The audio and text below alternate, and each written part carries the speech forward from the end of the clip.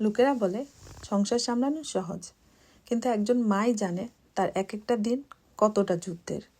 বাচ্চার কান্না থামানো থেকে শুরু করে ডাক্তারের সিরিয়াল, ওষুধের সঠিক ডোজ মনে রাখা, আর বাজারের ফর্দ মিলিয়ে ব্যাগ টানা। আমরা মায়েরা আসলেই এক একজন অদৃশ্য যোদ্ধা। সকালটা যদি শুরু হয় নিজের হাতে বানানো একদম গরম গরম পরোটা আর 1 কাপ কড়া দুধ চা দিয়ে, তবে সারাদিনের ক্লান্তি যেন নিমিষে উঁকি মেরে পালিয়ে যায়। ভাজে ভাজে তেল মাখানো সেই মচমচে পরোটা আর চায়ের কাপে প্রথম চুমুক, ব্যাস আমার সকালটা তো আজকে জমে ক্ষীর। এখন আমাকে অনেকেই জিজ্ঞেস করতে পারেন, আমাদের এখানে এত ফ্রেশ পরোটা বাজারে কিনতে পাওয়ার পরেও আমি কেন হাতে বানাচ্ছি। আসলে আমার হাজব্যান্ড খুব একটা ঘরে নাস্তা করার সুযোগ পায় না, তো সে যেদিন বাসায় থাকে সেদিন চেষ্টা করি নিজেই কিছু একটা করে দিতে। আর আমার হাতের বানানো এই পরোটাটা আমার হাজব্যান্ড অনেক বেশি পছন্দ করে।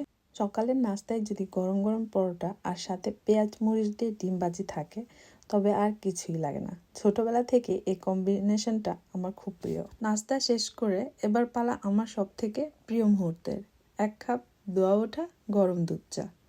যাক, এবার আমি দিনভর দৌড়ঝাঁপ করার জন্য একদম তৈরি। নাস্তা শেষ করি, বড় মেয়েকে নিয়ে ছুটলাম ডাক্তারের কাছে। গত রাত থেকে ওর কান ব্যথা করছে। সিজন পরিবর্তনে এই সময়টাতে বাচ্চাদের বাড়তি যত্ন সবসময় নিয়ে থাকি। অনেকক্ষণ সিরিয়ালে অপেক্ষা করার পর অবশেষে ডাক্তার দেখালাম। যাক, বড় কোনো সমস্যা নেই, সিজনাল ফ্লু।